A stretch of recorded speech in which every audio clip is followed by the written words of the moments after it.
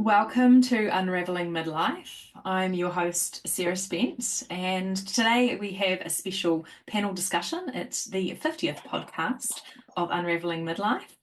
It was created, the idea was birthed about 4 years ago, and because I do other things, I aimed for once a month, and we've come out at number 50 for this Capricorn new moon, just as we get to the precipice of kind of slipping over into 2025. So if you're new to the podcast, welcome.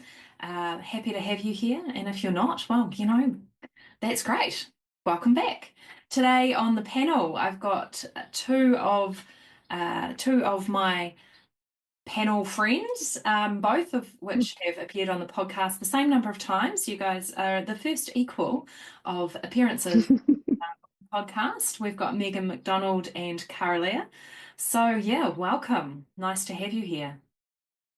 Thank you so much. Glad to be here again. Thanks. So we Thanks, Sarah.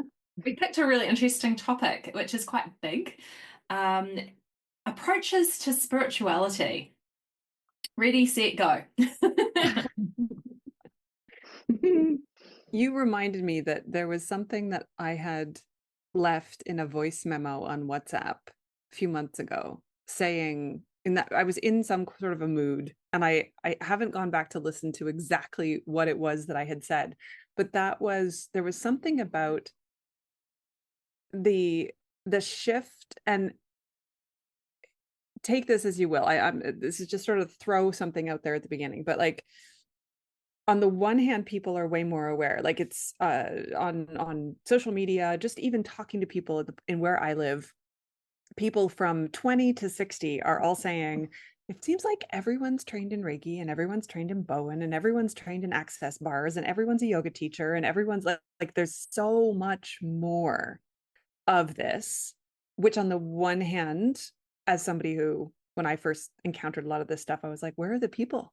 Where are my people? How do I find them now? Right. And now it seems like it's a lot easier to find them. And on the other hand, it also feels a little bit like I see stuff pop up now and someone's like, I just trained in this thing and I'm taking new clients and whatever. And I'm like, what does this mean? What do you mean by this? What is the spiritual aspect of this? What is the tradition of this? Where is this rooted? Where is there a foundation, a lineage,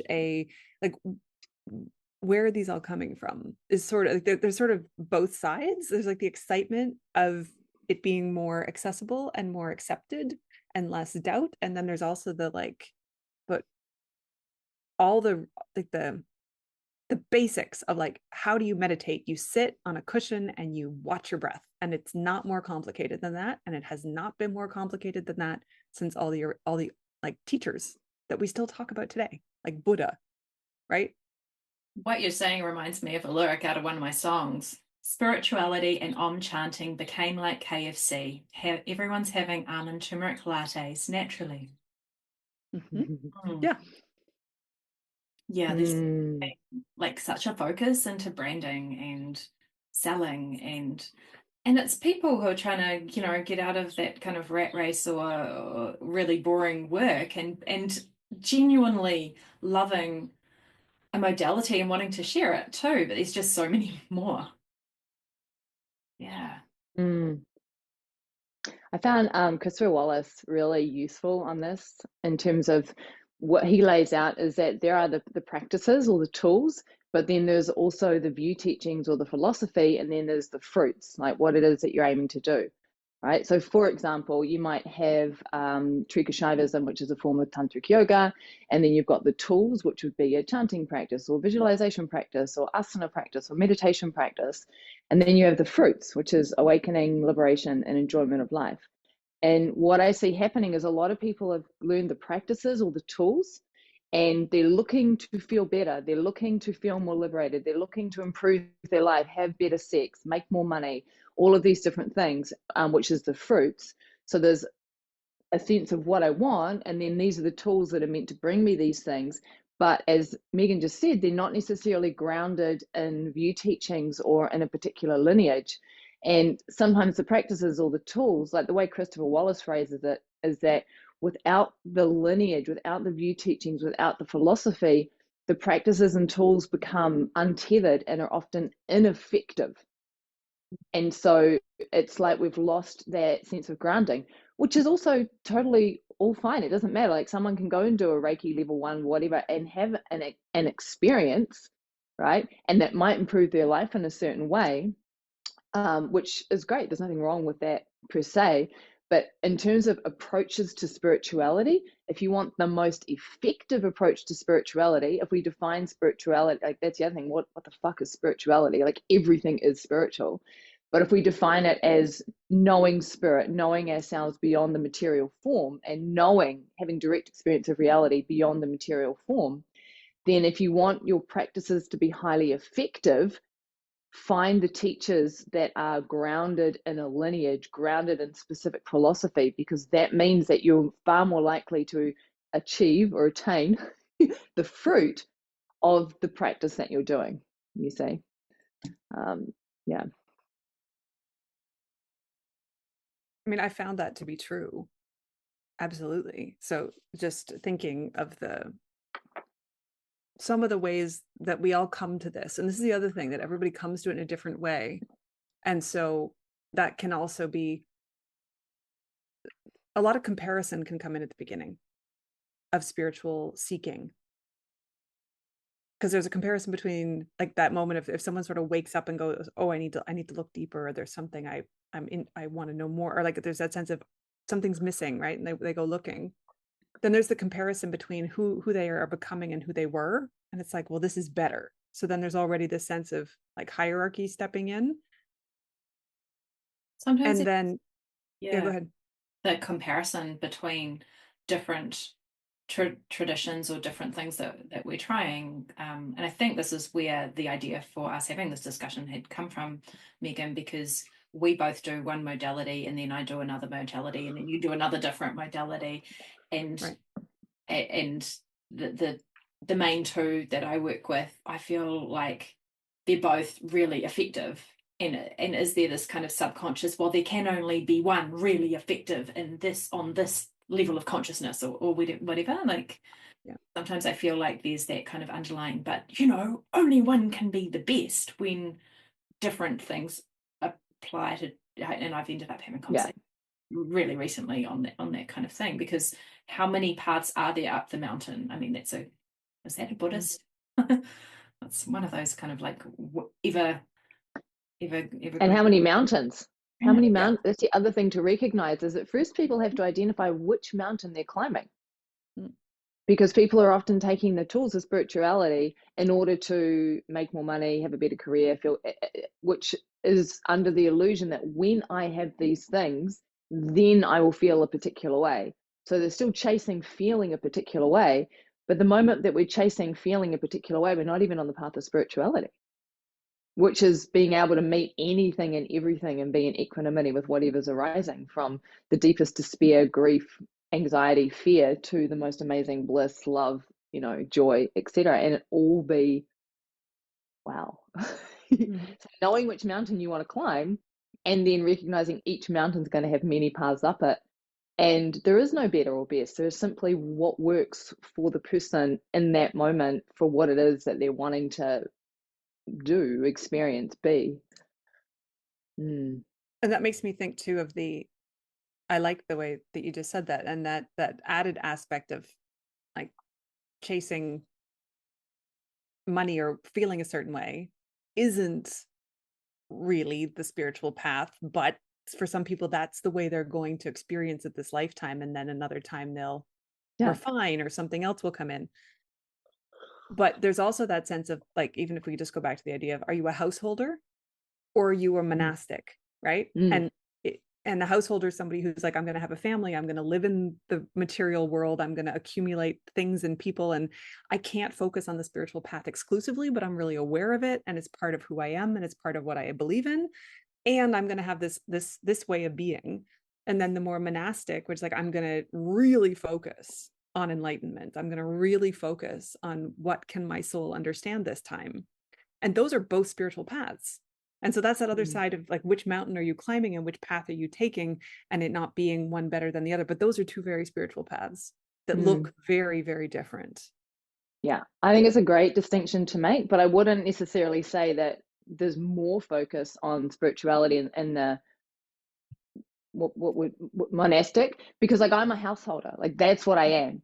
And I am 100% boom, awakening and liberation. And everything that happens in my life, the parenting and the business and the relationships and the dating and the sex, all of it is the path for me.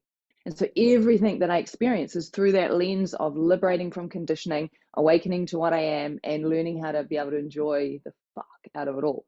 Right? Which is a tantric path, and compared to like classical yoga, which was actually more monastic, which is so weird because so many people practice classical yoga and study the Yoga Sutras, etc., which is a transcendental path.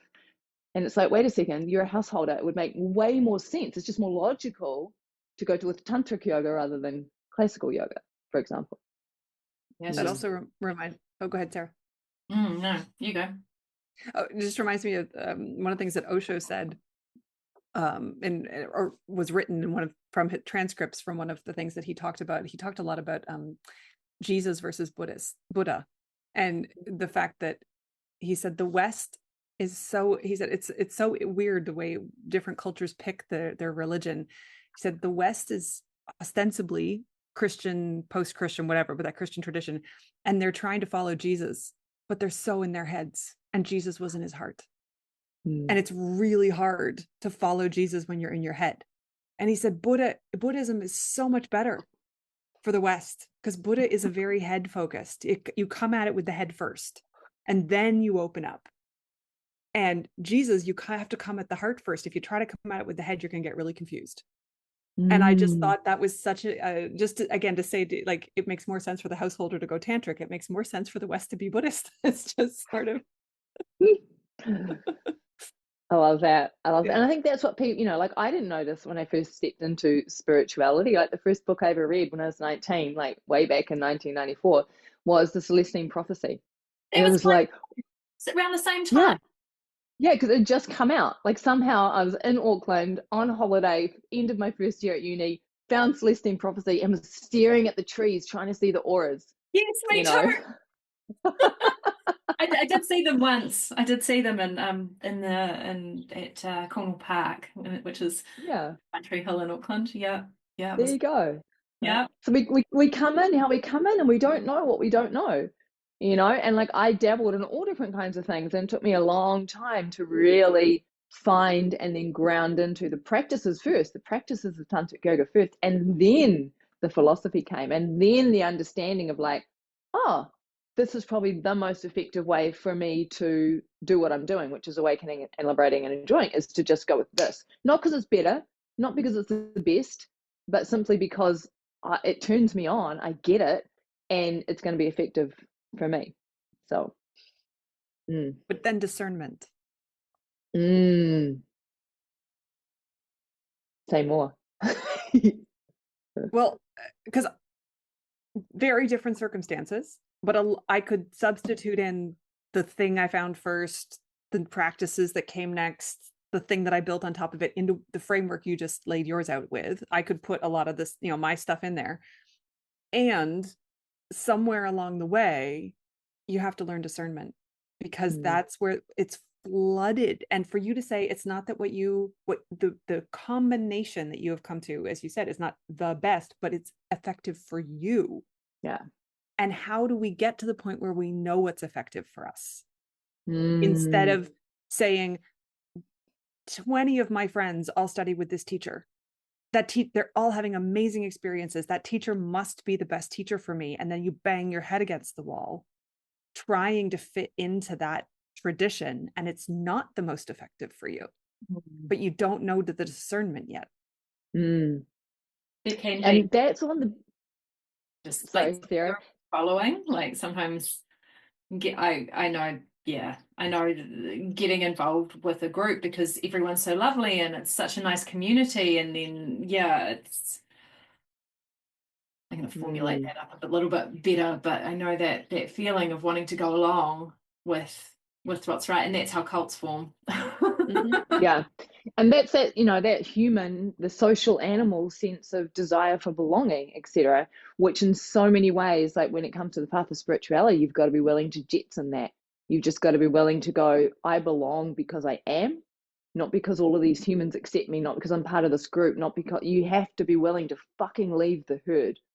Because if this is Jed McKenna. Jed McKenna talks a lot about you've got to leave the herd. If you don't leave the herd, you're just going to be in the fucking herd. And the fact is that the herd doesn't really want to wake up. They just want to be comfortable, and they want to feel safe, and they want to have a great time, and they want to feel good. And spirituality ain't that. For a lot of people, they would say that it appears to be. They might not say that it is. What I was going to say before about discernment, this was definitely one of the gifts of classical yoga for me, because discernment is really big in classical yoga, being able to, discern, and the difference between discernment and judgment, like judgment being a moral sense of good or bad, right or wrong, and discernment simply being this or that, being able to discern, this is a cup and it's red, and so learning through classical yoga that art of discernment was, you saying that, Meg, I'm like, that was definitely a huge part of the path, being able to discern. Yeah. Coming back to that, if we bring this back to unraveling midlife and the idea of what happens in midlife, if you haven't listened to the rest of Sarah's podcast, please go back and listen to Unraveling Midlife, which is we're falling in here, but we're not focusing on that aspect of astrology as such, but part of the discernment piece that I'll throw in there. I was 36, I think, when I had my first astrological reading of my birth chart by someone who really does the idea of soul mission. Like, he focuses on the soul mission as your birth chart reading. That's where he goes with it. And a couple things that he said, but one of the things that he said was in my north, like the house where my north node was, that was part of the whole, like, this is your soul mission. One of the things that was in there was this piece where he said, a life lesson for me was to learn how to balance the spiritual and the intellectual. He said, I couldn't let my intellect take over and decide everything, whether it was right or wrong or true or whatever. And I also couldn't let my spiritual side take over. I go with the balloons through my screen. I couldn't let the spiritual side take over and like dismiss the intellectual. Like, don't just believe things because people tell you to believe them. You have to use your intellect to interrogate the spiritual, and you have to use the spiritual to call the intellectual out as well. Like, use both of those things at the same time. And I had just finished doing grad work, and I was like a couple years before, and I was still kind of confused about why did the universe offer me this opportunity to do grad work with a fully funded, like, 5 years of my life to just read whatever I wanted to read, but then not go into that profession, because it was clear that I wasn't supposed to go into it. So I was like, I was still like, I'd finished it. I was done. I spent all this time of my life doing this thing, and I was still mystified about what it was. And this astrological reading at 36, so just as I'm heading into the midlife, markers that come out in astrology, I get this gift from this astrologer who says, you have to balance those things. And this is going to be an ongoing thing that's going to crop up over and over again. And the penny dropped, because the work that I did for my thesis was on the performance of belief in Western culture, in rituals and performance art. So I had used an intellectual pursuit from my culture. The Western culture, university is the highest intellectual pursuit. Doesn't mean it's the best, but it's the highest in ours. And I'd used it to interrogate how we do spirituality in the West in artistic forms and rituals. And I went, oh my God, that was a spiritual lesson. That was a 5-year spiritual lesson in my soul mission. And that's all it was. And now I can drop it. I don't need to be an academic. I don't need to be a professor. It all made sense. And all of my angst about those 5-6 years of my life and like, what is going on and who am I and why did I do that, just evaporated. And it was just such a wonderful thing to then go into the midlife pieces. So that was 11, almost 12 years ago. that I got that gift from that astrologer. And it has really helped me to frame moments of like, oh, this is another thing. I'm learning how to balance the intellect with the spiritual. That's part of what I'm here to do. Yeah, and on my nodes in my chart, part of is the South Node, what I've come from with strengths that I've already worked with and really kind of done to death a bit is like living in spiritual community. And so I've done that. I've, lived in a number of ashrams, well, probably two for like longer periods of time. And there was just a certain point and I went, hang on, like beautiful traditions, like absolutely beautiful traditions, but this isn't where I'm supposed to go. I'm supposed to be going for something more solo, which I find hard because it's so nice to kind of just lose myself in the chanting with everyone, and it's beautiful, but it's not where I'm supposed to be, which is hard. I felt like I was spiritual. It's like I wondered after a while if I was guru hopping, like going to different teachers, and now I'm like, well, they're teachers and I'm learning, and it doesn't mean that I need to be part of the. And it's easier now. A lot of it's online. Like there's spiritual community, but it's not a live-in spiritual community. I'm still a householder, so I don't lose myself like that. I think what you're saying is a big part of the spiritual path is recognizing it's not about putting on another costume. It's not about, oh, now I'm spiritual, so I have to dress like this, look like this, act like this, be like this, which is what happens a lot when people become first enamored of the path. That what it is actually is liberating you to be the expression that you are. And every single one of us is a different expression. And so whilst there's all these different approaches to spirituality, like, you could have a Shaivism approach to spirituality, or Tantra Buddhist approach to spirituality, Christian approach, the person who is on that particular approach, everyone's going to look and feel and be completely different. You could be like a tattooed skateboarding punk rocker Christian and be fucking rocking it, right? And I think that's something too, is to see through the illusion of appearances being the thing, or of the costume, the spiritual costume being the thing. Yeah. Absolutely. That is a huge piece. People also expect that there's that, not just our own attachment, but the societal or group attachment to spiritual looks like this. And so, as you said before, that ultimate freedom to be the expression of who you are is part of getting to the point of going, it really doesn't matter what you think. It really doesn't matter whether you accept what this looks like into your category that you already have. Because I know what's going on inside. I know how this centers me, anchors me, allows for the full range of experiencing what is available in the human body.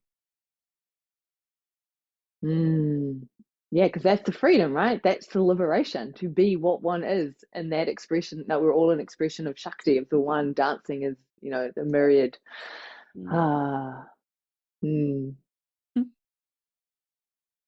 Yeah. And yes, my mind still does want to get involved and say, but I really like the practices I found. I really do. And I am very skeptical when someone comes at me with something that they think is like the best thing ever. And I'm like, I'm pretty happy with what I found. I don't need to add a bunch of other things. And also knowing that even with that, even with my little judgy mind coming in, going, nope, I think what I have is good. If you need to know it, it will come calling again and again, and you will not be able to ignore it. So there's also that piece of trusting over time. And that's part of the, you learn it through the discernment.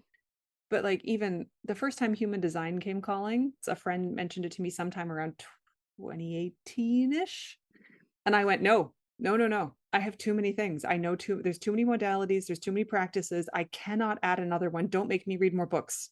I'm done. I felt about human design when it was introduced to me. Here's your chart. I'm like, oh, another thing. No. Yeah.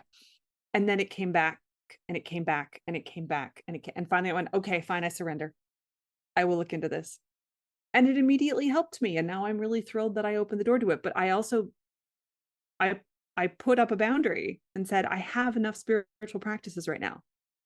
I don't feel like I need to add a bunch more. So if you're serious, you got to show it to me. And it did. It doesn't really fit into a spiritual practice category. Well, I do have a human design. Yeah. I just mean like in terms of another framework, another lens. Another lens, yeah. Right.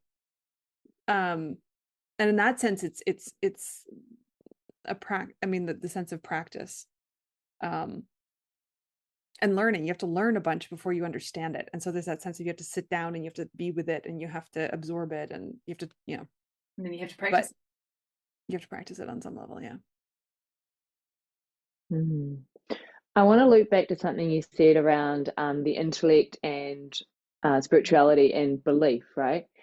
Because from my perspective, like in tantra, there's nothing to believe, and it's actually one of the core things is that there are no beliefs. That's the point with spirituality, is that there are no beliefs. It's about the eradication of all belief. It's the recognition that no belief can be true, because by its very definition it is a belief, which doesn't mean that a belief can't be useful. Like I have a belief that the universe is on my side working for me, that whatever happens is a blessing, right? And I know that that's not the ultimate absolute truth as such, that it's something that I've installed or something I've adopted or something that I practice because it's beneficial. And just, when the shit hits the fan and everything's going down and I go, wait a second, what if this was happening for me? It shifts how I relate to it. It shifts my experience of it. And all of a sudden I'm no longer suffering, but I'm having a different kind of experience. And so I think that's important for people to understand, is that belief serves a purpose. It's not, and no belief is true. And spirituality starts to point toward that. But that's speaking from the perspective of Trika Shaivism, right? Whereas if you speak from this perspective of Christianity, Christians would say, we do have these beliefs. This is the absolute truth. And this is the way that the world is, you see. So it's all different. And Tantra would look at it and go, that's just another way of playing the game, and it's just as valid. Yeah. And this has been interesting because one of the teachers that Sarah and I both work with is a woman named Mata Dalian. And often when you're working with her, she points out she helps you find and identify the unconscious beliefs that are running the show. Because you accepted at some point in your childhood or in your family conditioning or your society, something like I'm ugly, or I'm not good enough, or I don't deserve to be happy, or whatever you absorbed through the ethers, but it's running unconsciously. And so we talk about unconscious beliefs a lot in that particular set of work. And what you were saying is pointing toward that sort of idea as well. And yet part of what this is also so interesting when we talk about the philosophy behind something and being able to anything that we like philosophy and theology used to be the same thing. So there's another piece in Western culture where we pulled philosophy and theology apart. But in a lot of cultures still today, there's the same thing. You are expanding your mind through the study of something where you have to go down different paths and connect ideas and go through logic and then also abandon and surrender to all of it at the same time. And I studied a bunch of philosophy first, and only when that was done were all of my walls broken down and I had to surrender to everything, and then I could open up. I look back now and I'm like, if I was doing the sort of like, if I was living the way I was living now, I would have found it very hard to put on the straitjacket of studying straight philosophy, because I would have gone, this isn't as much fun. This is uncomfortable. I have to be very rigid in some of the ways that I'm thinking. But part of what I was thinking of in relation to that is linguistic structures around belief. And this was part of what I found so fascinating to begin with, this idea of performing belief, and how linguistically there are verbs that we can only do with our being, and then other verbs we use descriptively. So if I say, I pick up the cup, but I don't pick up a cup, I'm just saying a sentence which has a verb in it, but there's no action that happens. Or I can go, I pick up the cup, and I'm just describing my physical action, but my words aren't doing the action. Whereas if I say, I love you, in the moment of saying I love you, I am enacting that with my word. The word or verb love is active, in that moment of speaking. And I don't need to do anything else with my body to say love. I can, I don't have to. Or if I say, I invite you to come to a party, the invitation is in the speaking. There's no one thing in every culture that I can do that means invite. Like it's not like I have a hand signal that means I invite you. And so when I say, I believe in of that, I believe that this happens. I believe in God. I believe whatever. Depending on the situation and the language that you speak, because this is the other thing, when I went through different languages, it turns out that belief functions linguistically in different languages differently. But in Western cultural languages, everything coming out of Europe, whether it's Latin-based or Germanic-based, they all had this structure of I believe in, I believe of, I believe that, like those sorts of systems. And if you say, I believe in God, or that is considered a verbal action that has now taken place.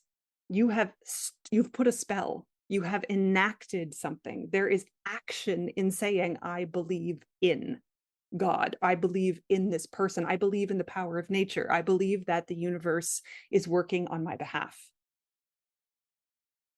So what's the difference then between saying, because I would say, I don't believe in God, I know God.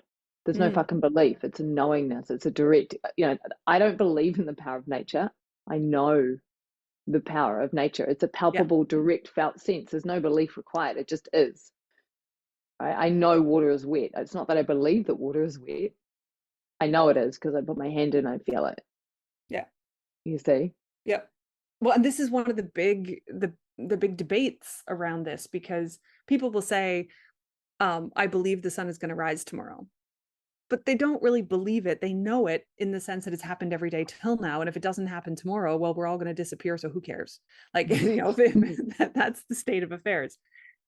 But so that there's direct experience, and that's what you're talking about. I can touch water. Yeah. I know it's wet. I don't believe water is wet. I know it's wet.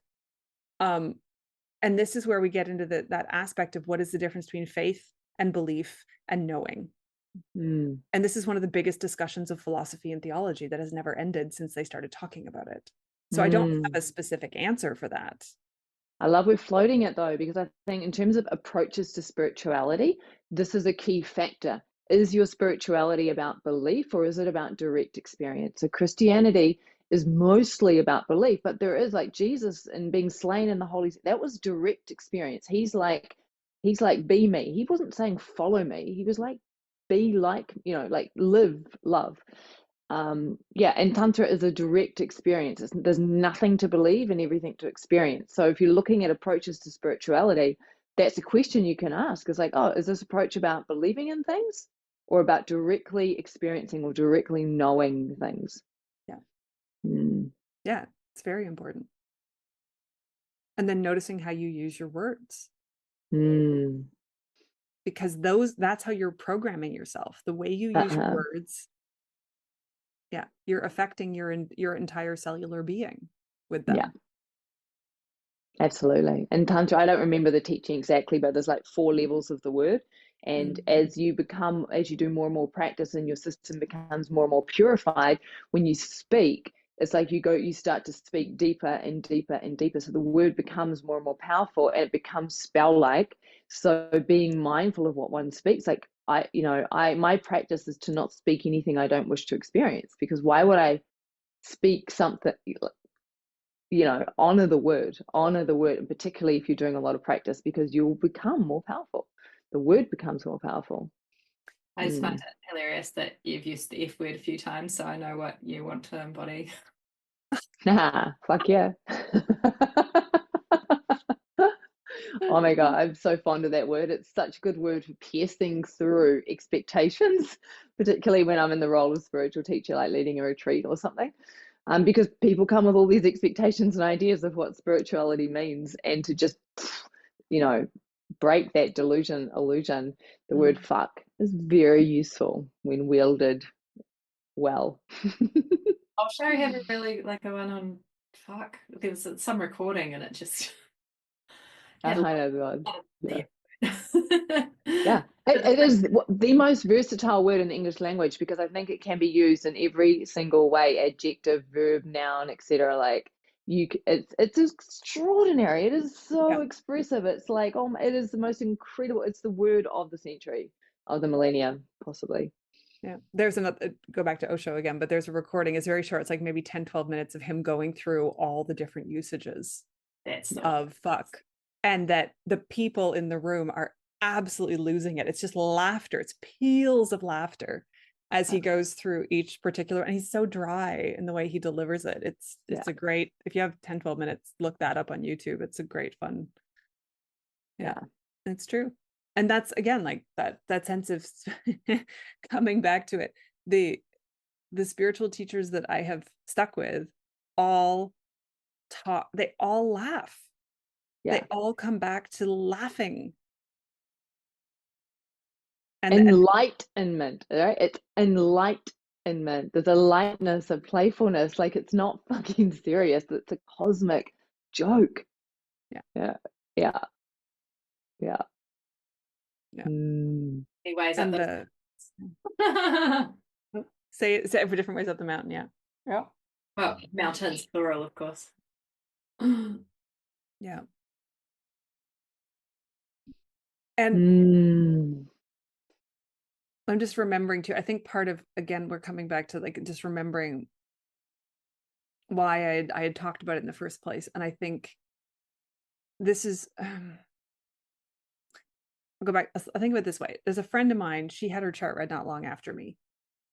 And when I had my chart read, one of the key things that was said to me was that I have a very straight line through my chart. Like things are just very logical, things line up. My friend then had her chart done a week later, or a couple of weeks later. Anyway, her chart, the astrologer was like, I could read your chart next week and tell you completely different things. You are like a maze. You're going back, or like a rabbit warren. It's like little curve here, and it's like it's all it switches direction at every moment. And we had to laugh because we're exactly opposite in terms of our south node, north node. And so many points in our life, like I leave working for the government, she starts working for the government within like 6 months. Like everything, we're going in opposite directions, and we keep giving each other advice on like, oh, you're there, okay, do this now. It's really fun. But anyway, all this to say, that idea of the circuitous, back on itself route, you don't know where it's going, versus another route that's very much like an arrow.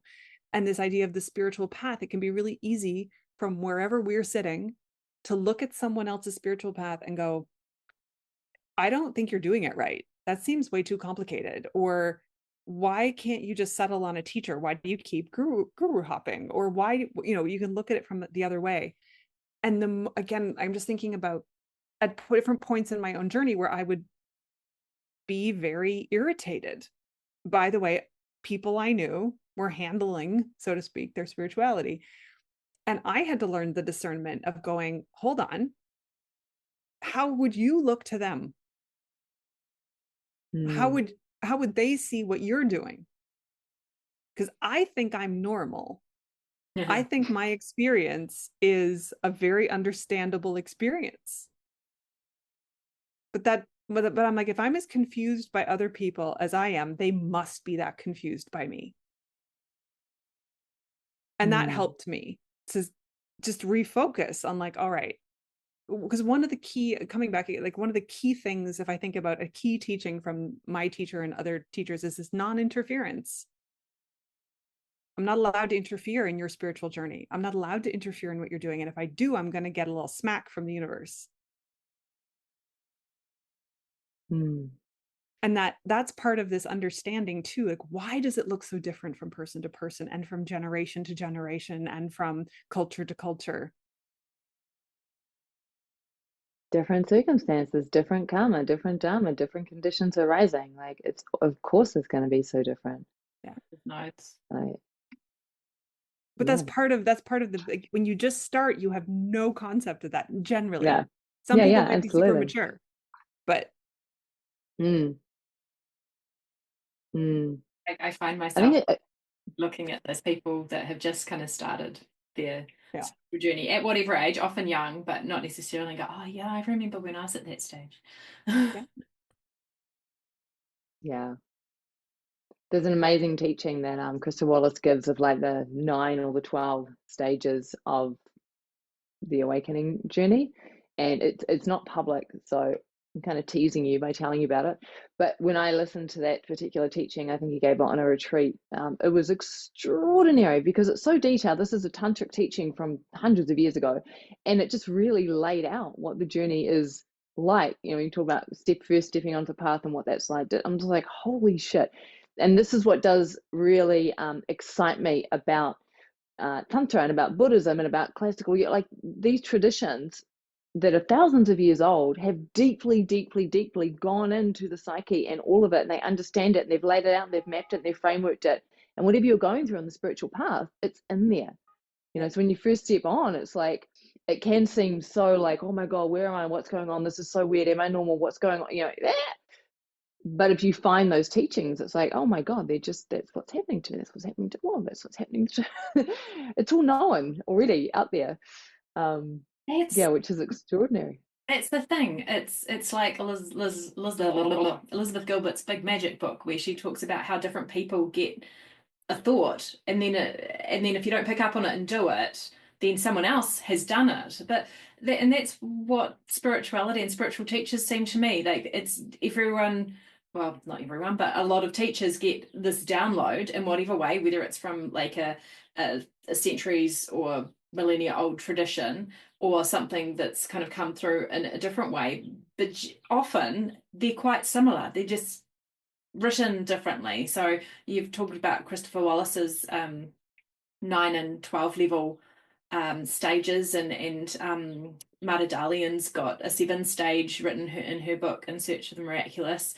And there's all these similar things. And when I learned something new, I remember someone saying, there's an 8th chakra, it's the high heart. I mean, oh, and then in the next 6 months, I heard from about 3 other different places, people talking about this high heart. I mean, oh, hang on, maybe it was just kind of downloaded by everyone around the same time. Like, how did, like, really interesting how that Well, happened. there is only one mind, right? That's the thing. We're under the illusion that we're all separate individuals and they're separate. It's like, well, no, there's just one. And it's like how expanded you are and how much access you have to that, really. Yeah, when we wake up in the morning, it's like we have to do our own individual thing, because otherwise we'd be locked up. I've been locked up. Oh yeah. Yeah. Right?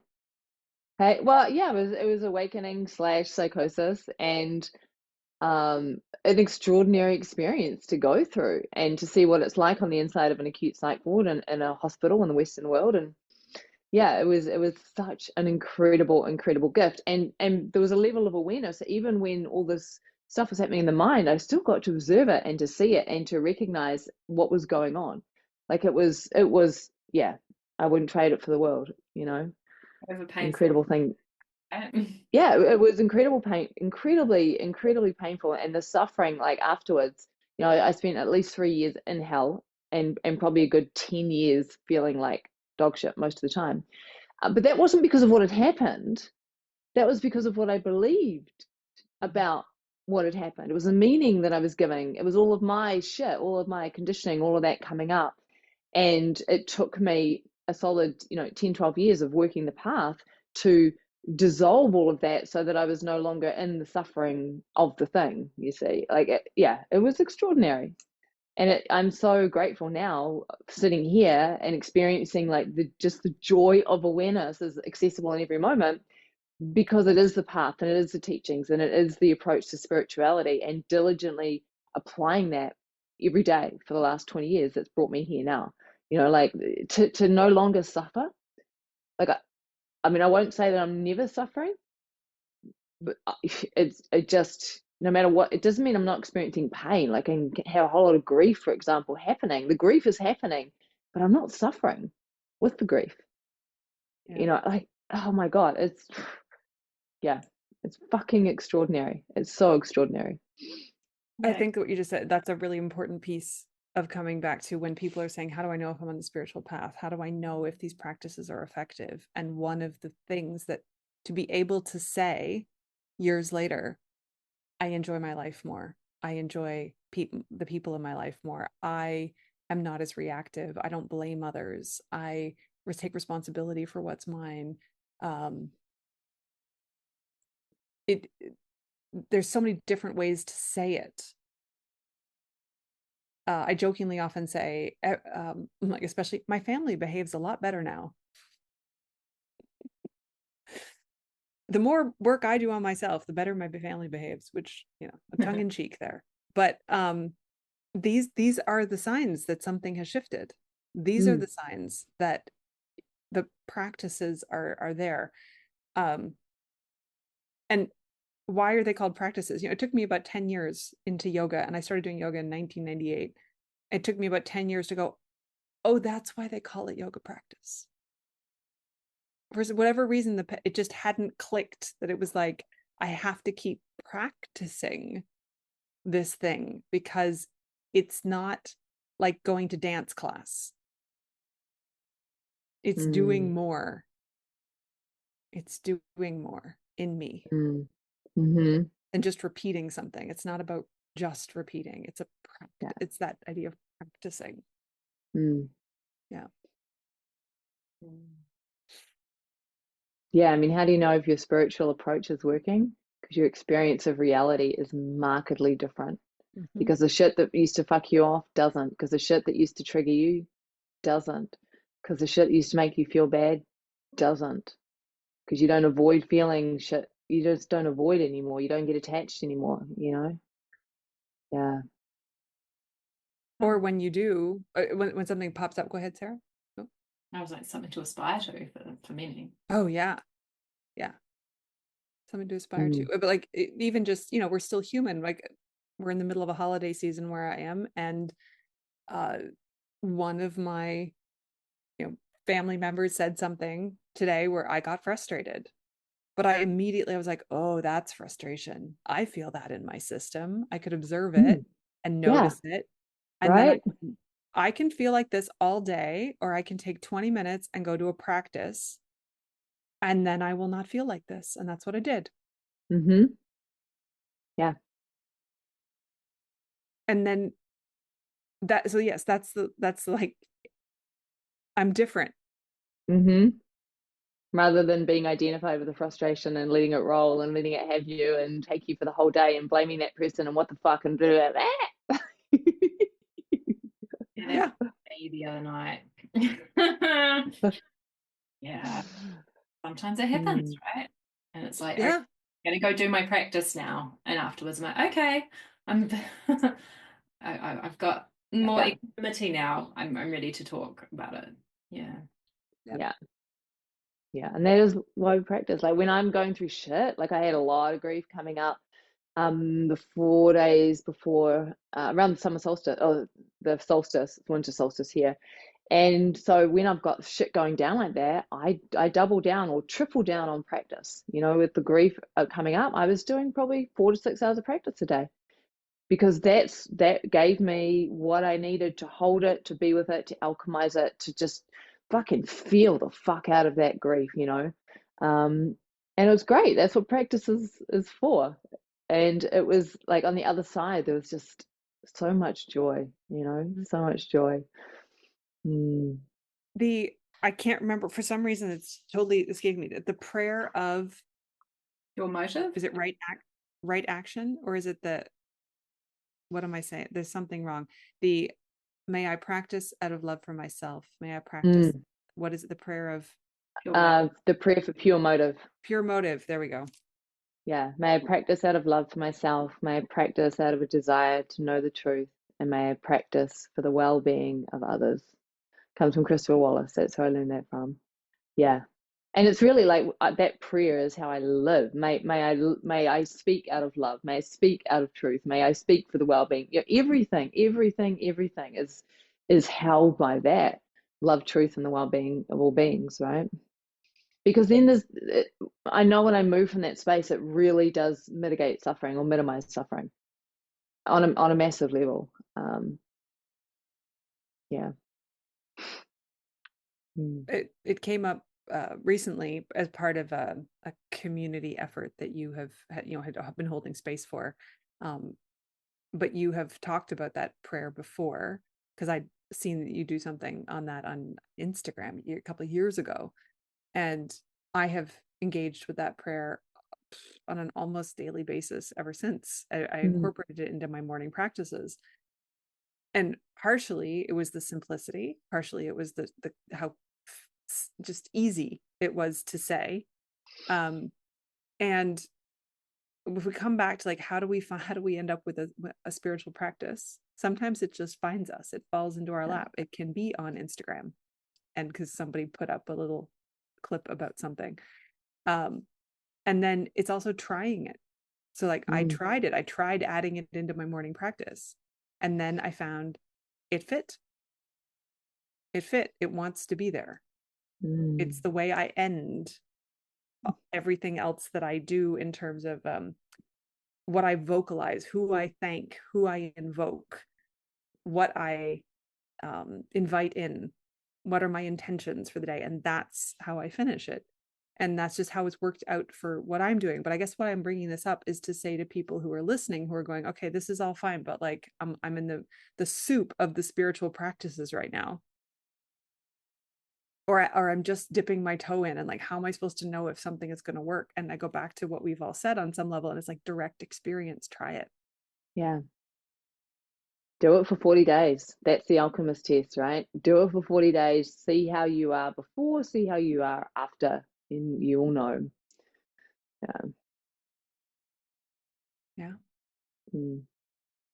Yeah, I've been doing it daily for 930 days. Yeah. There's a few of I us love that. learned to practice that included the pure motive to begin with from Kara-Leah. Yeah.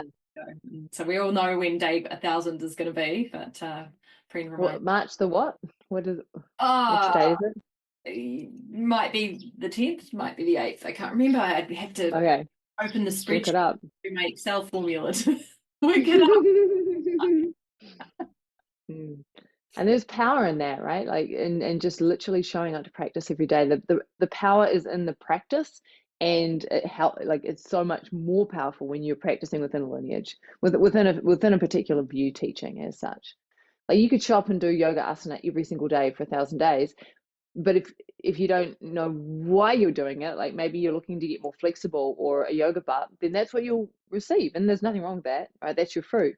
But if you show up because you want to know truth, and you practice every day because you want to know truth, because that's what will unfold for you.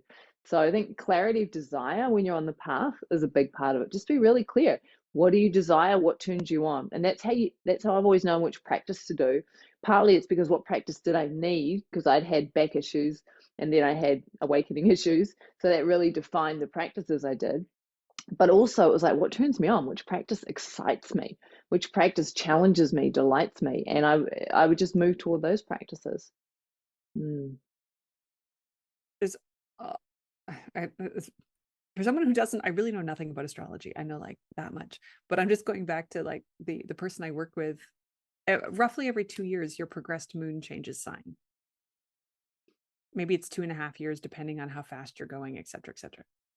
But now that I've gone through enough cycles, I've now seen that when my progressed moon is in a fire sign, I'm out there doing HIIT, and I'm flipping tractor tires, and I'm lifting weights, and I'm on fire. And then when I'm in the water cycle, I'm just coming back around now.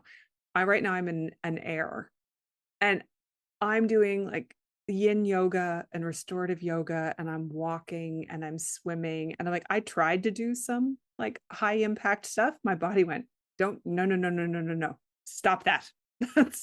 That's not who you are. And even there, just to be like, it took me 8 years of going through all the different signs of my progressed moon to go, oh, I feel it now. I get it. Now I see the difference in not just when you said desire, what is my body desiring? And then what turns me on, and what feels good, and do I have something else? So I'm in an air sign right now, and I broke my tailbone. So I just can't do the heavy duty jumping up and down thing at the moment. But there's that that, oh, again, it's that observing, where part of it is like, why can't you do what you did 4 years ago? Why can't you do judgment and comparison and all of this? And then the acceptance of going, these are the divine cycles of the universe, and you are part of it, and you are not exempt from it, and you cannot just step out of the seasons. You can't step out of the cycles of the planets. You can't decide to exempt yourself. So how are you going to flow with it? And I'm talking about astrology, and it doesn't, again, like you said, it doesn't have to be the astrology. It can be another way to understand it. But just the awareness of going, that's, my body wanted something different 4 years ago, 6 years ago, 8 years ago. And I can feel that. That's real. That's an in my tissues response. Back to human design, strategy and authority. Find your strategy, find your authority, and and live by what's my body telling me that I need to do right now. And it might be different at a different moment. Yeah, they will be different. I mean, the tantric approach, again, I learned this from Christopher Wallace, is to throw out loads of different practices to the students, so the students can try all of these practices, and there'll be certain ones that just speak to them, right?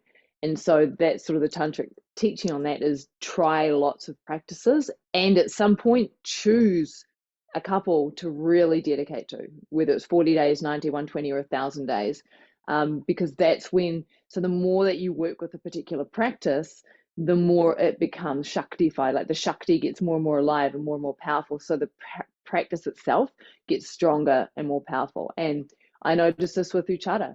You know, I did it for 6 years every single day. I was on 1,000 day, but I dropped the ball twice.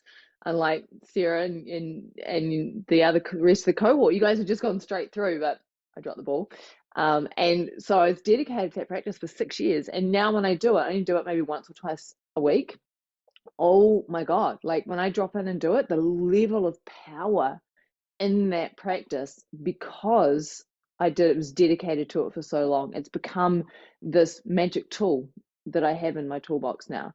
Whereas someone else does it and they've only done it 10 times, they're going to have a completely different experience of that practice than the one that I'm having when I do it, you see. And you'll have noticed this, I'm guessing, Sarah, having done it for so long now, the difference between your experience of it now to, say, when you've done it a handful of times. Yeah, because I know what I'm doing, but I'm also, as you're talking, reflecting on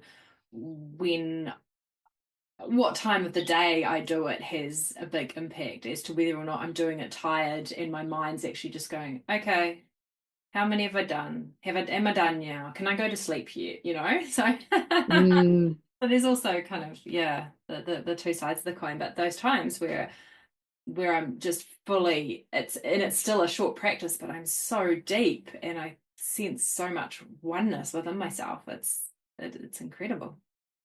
Yeah. Well, we've talked about many ways up many mountains. So thank you both. I'll make sure that I have some info about how people can contact you in the show notes. But if you want to maybe just like throw out your website quickly so people know how to get to you, include that. Awesome. Yeah, so Kara-Leah.com. Just a big shout out for the Alchemy of Liberation, March 28th to 30th in Auckland at Base Camp Yoga. So if you want to learn some tantric practices that are fucking powerful, it's a 3-day immersion. You can do single days or the whole lot all at once. We're going to do energy mastery. We're going to do energy and emotional digestion, and we're going to do karma resolution. So it's going to be freaking powerful. So come to New Zealand. Yeah, so come to New Zealand. If you're not in New Zealand, come to New Zealand for that. And if you are in New Zealand, you have no excuse because you're already in New Zealand. Yeah. And Megan, how do people find you? I'm at expansionhealing.ca and otherwise at Megan Macdonald. Sorry, I say Megan Macdonald. At Expansion Healing is my handle on like Instagram and Facebook and Telegram and that sort of thing. But those are the easy ways to find me. I have a new program coming up in March that I'll be opening the doors on. So if you want to be on my list for that, just get in touch and I'll put you on my email list. And then when I open that up, you'll know. Tell us quickly what kind of program it is. going through, I teach self-healing methods, and I specifically teach about Shivambu, which is urine therapy, but I also I do other things, but I'm opening up like a year-long program that people can really dive into and immerse themselves in all the teachings. I used to do this in 10 to 12 weeks, and I'm taking the 10 to 12 weeks and stretching it out over the whole year so we can go a lot deeper, because the biggest comment I got from people was, that was great, and I don't remember it, because it was so much information. And so I've listened, and I'm like, okay, we're gonna slow it right down. And if someone wants to zip through it, they can do it fast if they're like on fire and just want to go for it. But otherwise, it's, there's another part of spirituality, right? Giving yourself time to sink in, to get it, so that you are vibrating with the frequency of the thing, that the practice you are working with, which is what Kara-Leah and Sarah were just talking about in terms of, why do you do 1,000-day practice? So you change your vibration, you change your frequency, all of you. And that's why you can drop in faster, because you've practiced that frequency. You're used to holding it. You don't have to reattune and go, what does that feel like again? You know it. And that's part of why would we want to engage with a spiritual practice, a teaching, a learning for an entire year, or maybe even keep going for multiple years with somebody. It's because we shift our entire frequency. Yeah. I'm up to 10.5 years working with like another teacher again that we haven't even discussed, and it's powerful. There's powerful work, and we do what appears to us and what's right for us in the moment. So don't have to beat ourselves up about or compare ourselves to anyone else or ourselves in the past. So well, thank you for this discussion. I find these so nourishing and fun, and it's so great that we can be geographically so far apart from each other and connect like this and have great conversations. So thank you. We managed to get the 3 time zones over 7-hour difference. It's only 7 hours at the moment. Sometimes it's 9. Well, should we close with the prayer for pure motive? Absolutely. May we practice out of love for ourselves. Do you want us to all say it together, or? I don't know. I was like, I wonder if you guys can like read my mind, and someone's going to pick up the second line, and then this one's picks up the third line. Let's say it together, shall we? I know that there are some variations on one of the lines, but it all means the same thing. 2, 1. May we practice out of love for ourselves. May we practice out of a desire to know the truth. And may we practice for the well-being of all beings. May it be so. It is so. Unraveling Midlife is brought to you from Aotearoa, New Zealand by www.sarahmarlowspence.com. Theme music is by Sarah Marlow Spence and Saraswati Marie Willis, and art by Samantha Hepburn.